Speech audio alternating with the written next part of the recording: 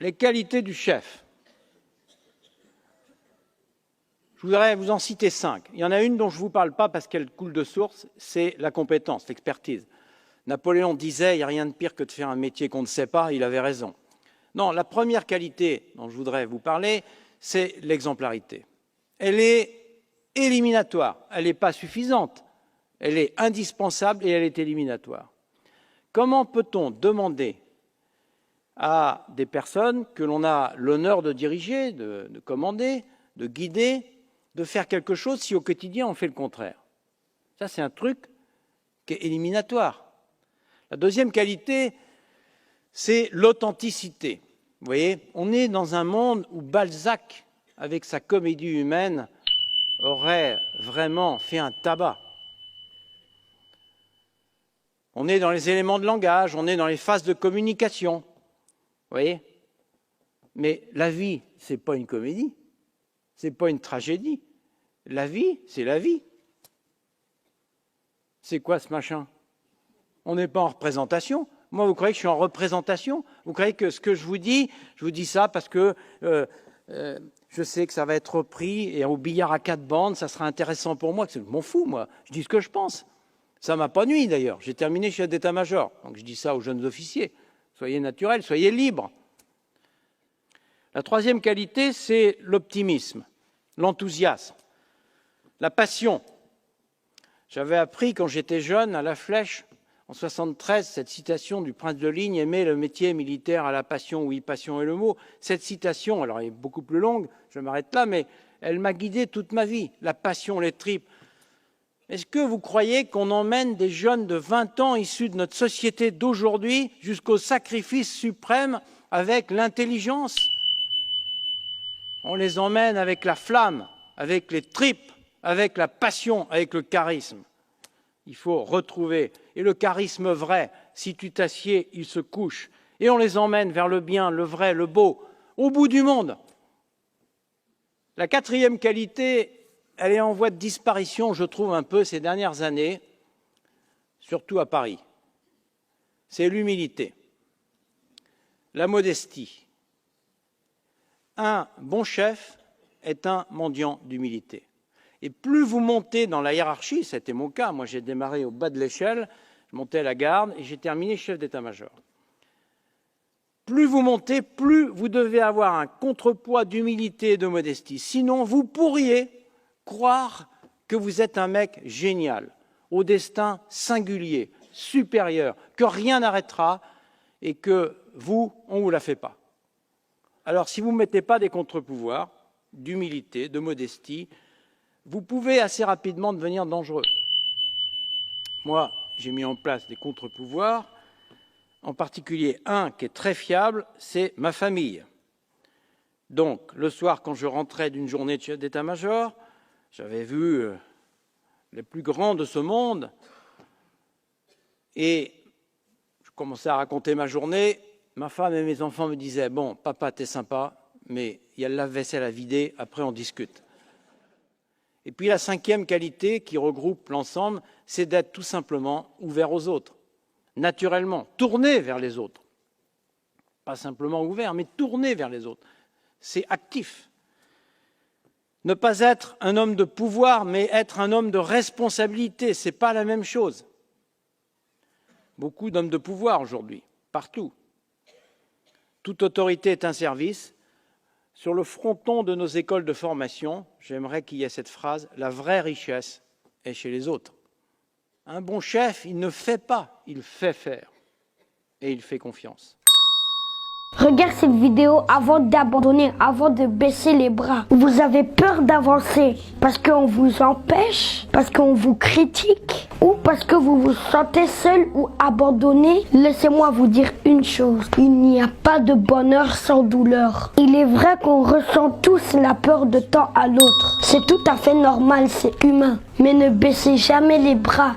Les obstacles font partie de la vie. Voici 2 choses qui nous empêchent d'avancer dans la vie. La première, c'est la peur. La peur est l'un des obstacles qui nous empêche d'avancer dans la vie. Nous ressentons la peur face à des situations diverses, telles que l'échec, ou alors de ne pas être à la hauteur des choses. Les gens qui réussissent, c'est pas parce qu'ils sont plus forts ou parce qu'ils ont plus de confiance, mais c'est parce qu'ils ont plus de courage.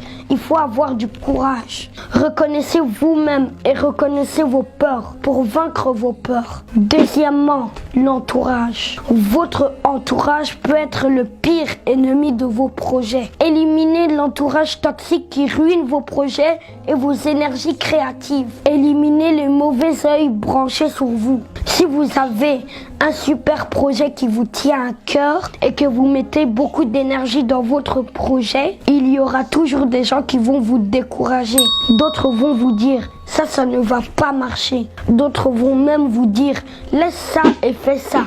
Ça, c'est des personnes toxiques à éliminer. Autour de vous, il y aura toujours des personnes qui vont vous mettre les bâtons dans les roues. Faites ce qui est bon pour vous. Écoutez votre cœur. N'écoutez pas ce que votre entourage dit. Soyez fort et motivé, toujours courage. C'est pour ça que je vous ai dit, il n'y a pas de bonheur sans douleur. Beaucoup vont vous juger, vous critiquer, vous décourager pour que vous baissez les bras. Mais ne baissez jamais les bras. Éliminez les entourages toxiques. Ils ne peuvent pas faire votre bonheur. Soyez courageux et restez motivés. Inspirez-vous des personnes qui ont déjà réussi. Devant les obstacles de la vie, la meilleure chose à faire, c'est de trouver un moyen d'avancer malgré tout. Les surmonter sera les meilleures manières d'atteindre vos objectifs. J'espère que cette vidéo vous a plu.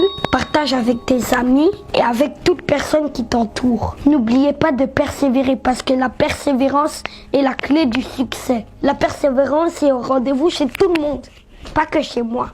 Donc, abonnez-vous à ne rien rater les messages de motivation. Je vous aime et à très bientôt. Mouah. Always remember how much I love you and how much I always cared. Tu dois avoir la discipline des relations. N'appelle pas tout le monde ton ami. Et n'amène pas tout le monde dans ton carré. Et ne permets pas tout le monde de t'influencer. La Bible dit les mauvaises compagnies corrompent les bonnes mœurs. Si tu es un homme excellent, fréquente des hommes excellents. Si tu es un homme de foi, fréquente des hommes de foi. Si tu es un homme discipliné, fréquente des hommes disciplinés. Si tu es un homme rempli d'amour, fréquente des gens qui sont remplis d'amour. Il y a des gens qui étaient tes amis hier, mais qui ne peuvent pas être tes amis aujourd'hui. Parce qu'ils ne peuvent pas se mettre à jour par rapport à ce que tu es devenu. Tu es mon ami aujourd'hui dans la pauvreté. Quand Dieu m'élève, si tu ne sais pas aimer mon élévation, tu n'es plus mon ami. Parce qu'un ami, ce n'est pas celui avec qui j'ai pris des photos il y a 10 ans, c'est celui qui m'aime aujourd'hui. Tu sais pourquoi tu n'atteins pas ta vision? Parce que tu es fréquenté par des gens qui n'atteignent pas les leurs. Tu sais pourquoi tu ne vas pas loin? Parce que tu as accompagné des gens qui n'ont même pas le rêve d'aller loin. Il faut t'accompagner des gens qui te défient, qui te poussent et qui t'impulsent. Il a été démontré que les sportifs ne battent jamais leur record lorsqu'ils s'entraînent. Ils battent le record lorsqu'il y a 10 à gauche, 20 à droite. Ils courent parce que l'autre court. Ils courent plus parce que l'autre court. Et puis, ils battent le record. Frère, qui t'accompagne? Qui vit avec toi? Qui t'influence? Qui te parle? Qui a accès à ton cœur? Qui a accès à ton cœur? J'ai des amis quand on cause au téléphone, après je dois m'agenouiller et prier. J'ai des amis quand on parle, tu reviens à l'église, tu dis, j'améliore. Il ne faut pas avoir des amis qui te disent, tu es déjà arrivé, mais qui te disent, va plus loin, va plus loin, va plus loin. Il faut avoir des amis qui, quand tu deviens grand, ils sont heureux, comme si ce sont eux qui sont devenus grands. C'est par toi des relations toxiques. C'est par toi des personnes qui sont dans la bassesse, qui n'ont qu'un esprit de te ramener dans des choses inutiles. C'est par toi. Oui, c'est ton droit. Frère, sœur, tu dois aimer tout le monde, mais tu as le droit de choisir tes amis. Tu es obligé d'aimer le monde entier, mais tu as le droit de choisir tes amis. N'aie pas des amis subis, aie des amis choisis. Si quelqu'un est dans ta vie sans que tu comprennes pourquoi il est là, sors-le pour lui donner le droit d'entrer. Parce qu'il y a des gens qui entrent, tu ne sais pas pourquoi il est entré, mais lui sait pourquoi il est entré. Qui est le meilleur ami de la langue? Les dents. Mais si le corps tombe malade, qui va blesser la langue? Les dents. T'as pas compris, je répète. Les meilleurs amis de la langue, c'est qui? Les dents. Mais si le corps tombe malade, qui mord la langue? Les dents. Donc ce qui est proche, c'est ton ami. Mais c'est ton ami aussi qui peut devenir le pire ennemi.